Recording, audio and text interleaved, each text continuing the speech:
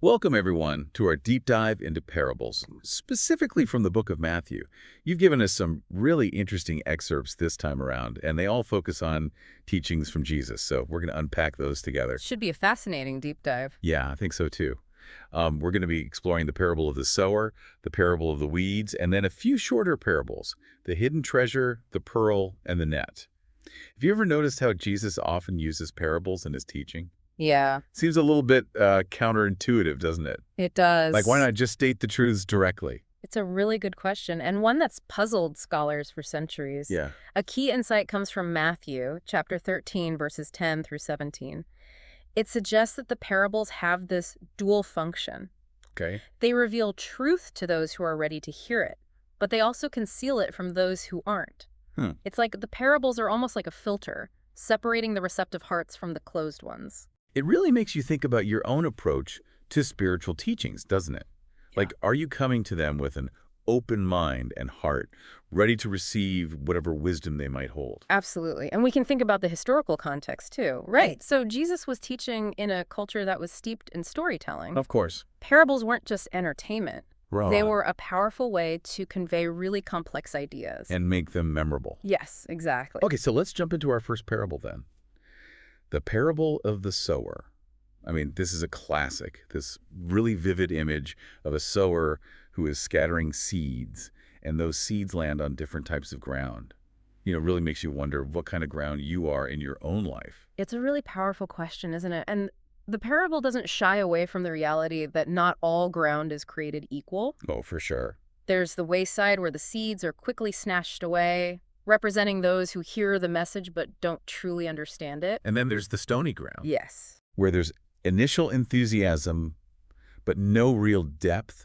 It's almost like those people who start a spiritual practice with great fervor, but then they quickly abandon it when things get tough. Exactly. Then there's the thorny ground, where the cares of the world choke the life out of the seed. I think we can all relate to that feeling, Mm-hmm. pulled in a million different directions, and how easy it is to let your spiritual priorities kind of get pushed aside. Oh, yeah, definitely. It's like when you have that burst of inspiration to finally meditate every day, Yeah. and then your to-do list explodes. Yes. And suddenly, meditation is the last thing on your mind. Exactly. And finally, there's the good soil, Yes. where the seeds take root and flourish, producing a bountiful harvest. Yeah.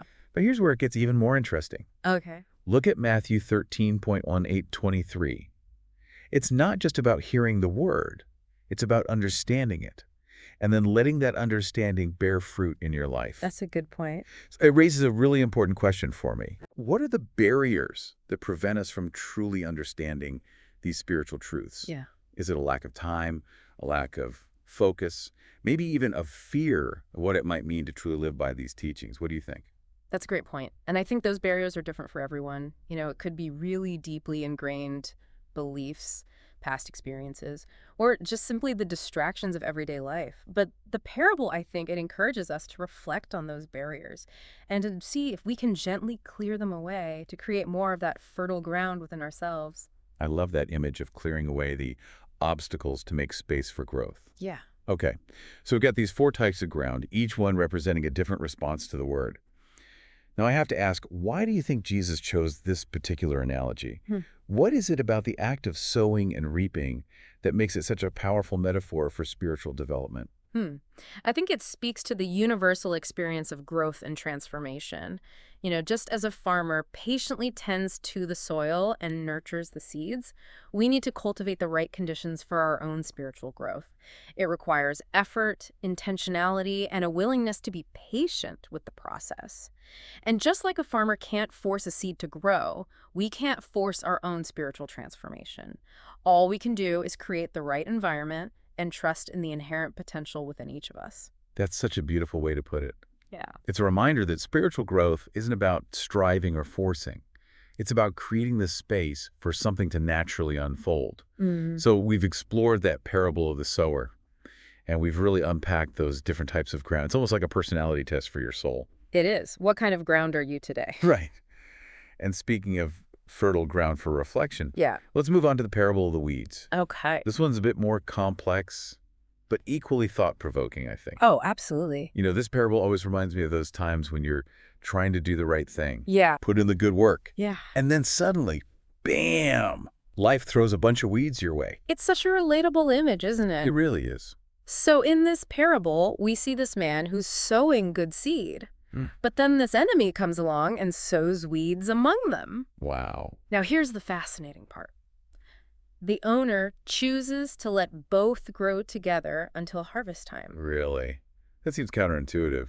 It does. Wouldn't you want to pull out the weeds right away to protect the good crops? Well, you would think so, wouldn't you? I would. But Matthew chapter 13, verses 36 through 43, offers us a little bit of insight into the owner's reasoning. Okay.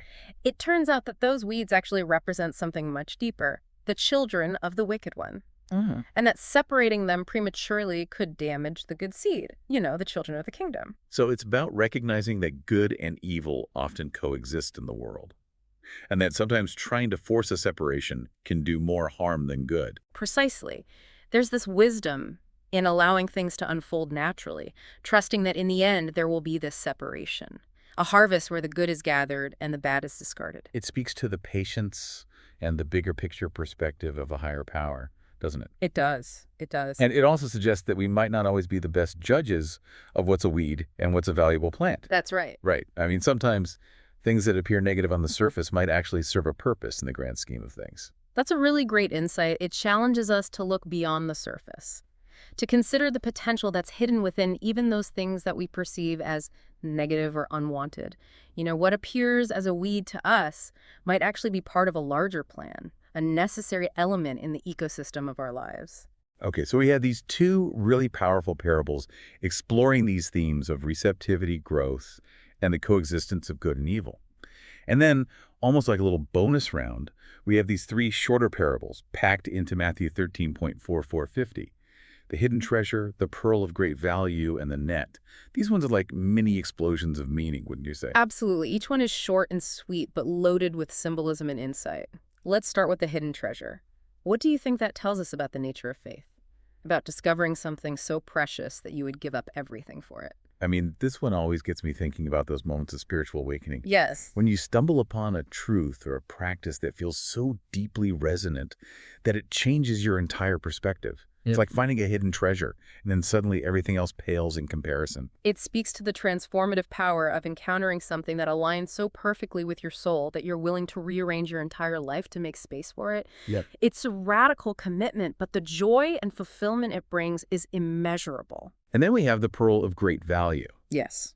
which is similar to the hidden treasure, but with a slight twist. It's not about stumbling upon something unexpectedly. Right. It's about actively seeking and discerning what is truly valuable. Exactly. So the merchant in this parable is a connoisseur of pearls. He knows what to look for, and when he finds that one exceptional pearl, he is willing to sacrifice everything else to obtain it.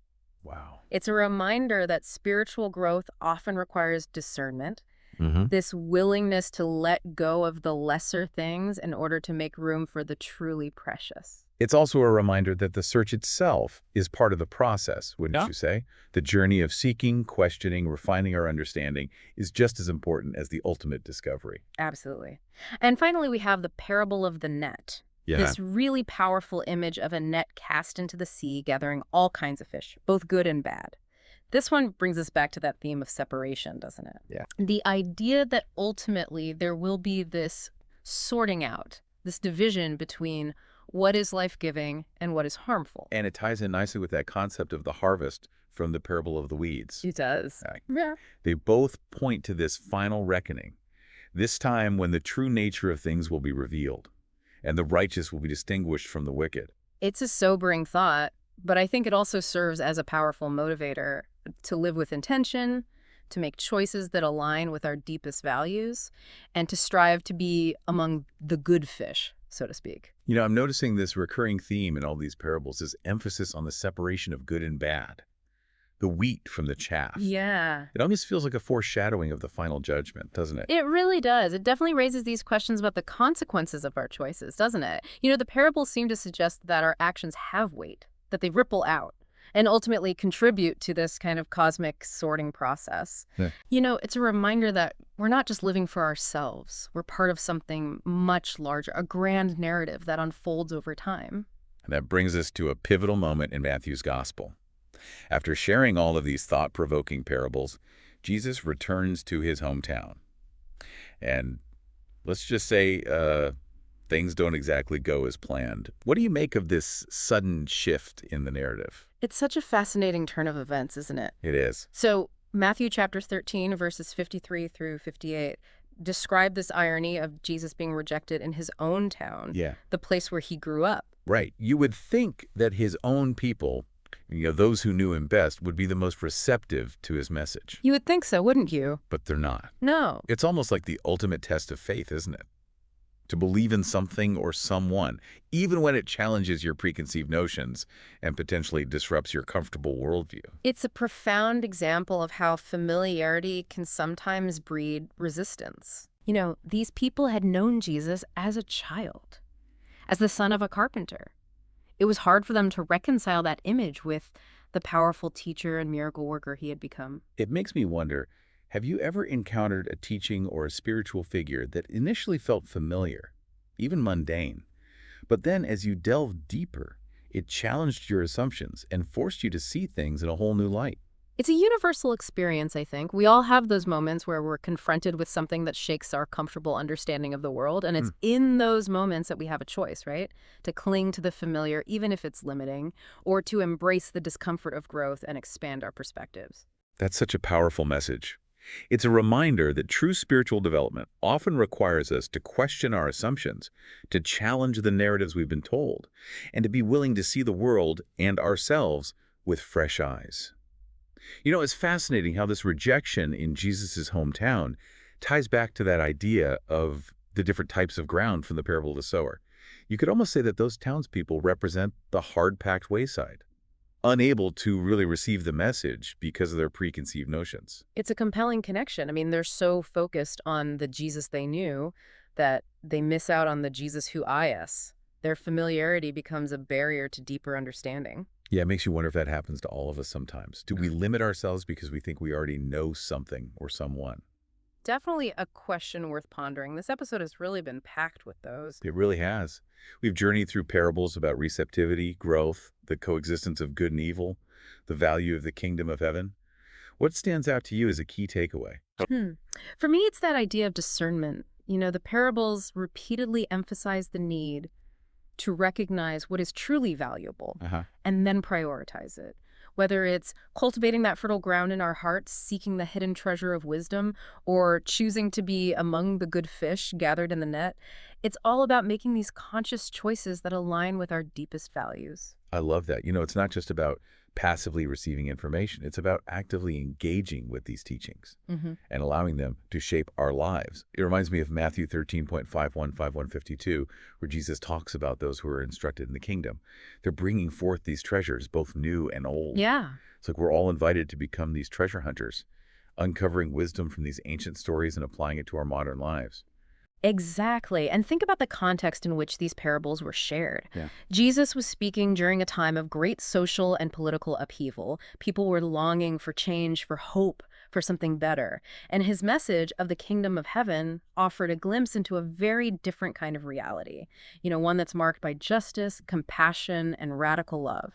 And even though these stories were spoken centuries ago, they still hold incredible power for us today, don't they? They do. When they speak of these really universal human experiences, that search for meaning, the struggle with temptation, that desire for connection and belonging, they offer us this guidance for navigating all the complexities of life and making choices that lead to a more fulfilling and purposeful existence. Absolutely. And I find it really fascinating that the parables often use such vivid imagery and relatable scenarios. Think about the parable of the sower. Anyone who has ever planted a garden can connect with that idea of different types of soil and the challenges of nurturing growth. But then Jesus takes that everyday experience and he kind of elevates it to a spiritual level, inviting us to consider the quality of the soil in our own hearts and minds. Yeah, it's a brilliant teaching technique. He takes something so familiar and uses it to illuminate a deeper truth. And it's not just the parable of the sower. The imagery of weeds, hidden treasure, a pearl of great value, a net cast into the sea. These are all concepts that resonate across cultures and throughout time. They speak to something really deep within us, something that recognizes the truth of these stories, even if we can't always articulate it. Absolutely. And I think that's what makes the parables so enduring. They kind of bypass the intellectual Yeah. and they speak directly to the heart. They Mm. invite us to feel our way into understanding rather than simply thinking our way through it. It's like they're planting seeds of wisdom within us. And those seeds have the potential to grow and blossom long after we finish listening to this deep dive. Yeah. What's one seed of wisdom that you're taking away from our exploration today? Hmm. For me, it's that reminder to be patient with the process.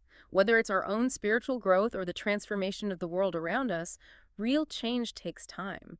It's easy to get discouraged when we don't see those immediate results, but the parables encourage us to trust in those unseen forces at work, to cultivate the ground, plant those seeds, and to just have faith that something beautiful will eventually emerge. That's a beautiful thought to end on. So as we wrap up our deep dive into these parables of Matthew, Yeah. let's remember that these stories are more than just ancient tales.